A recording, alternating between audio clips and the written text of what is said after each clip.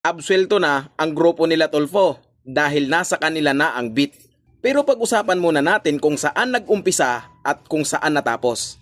Ayon sa kwento, noong June 11, nilockdown ang Senado dahil daw sa banta sa seguridad. Pero nitong June 17, dahil sa special session, yung lahat ng banta biglang nawala.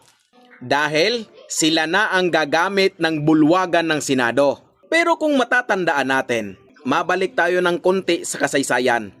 Noong September 21 hanggang 23, 1972, nilagdaan ang proklamasyon 1081, Batas Militar.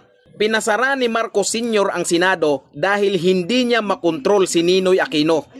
At nitong June 11 hanggang 16, 2026, pinasara ni Marcos Jr. ang Senado hindi dahil sa banta, hindi dahil sa kung anumang security threat, kundi dahil hindi niya makontrol si Alan Peter Cayetano.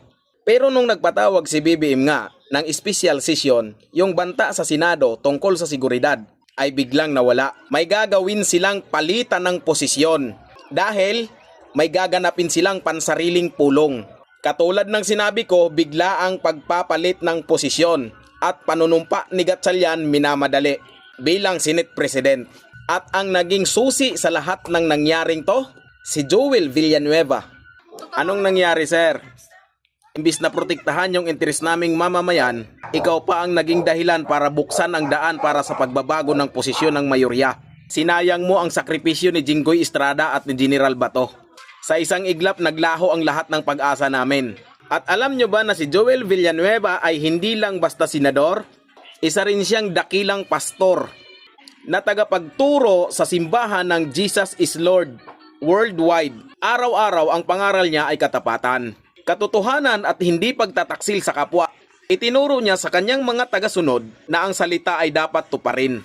Nasa majority ako, and in the past I have been mentioning I will always give my vote for the best of the institution.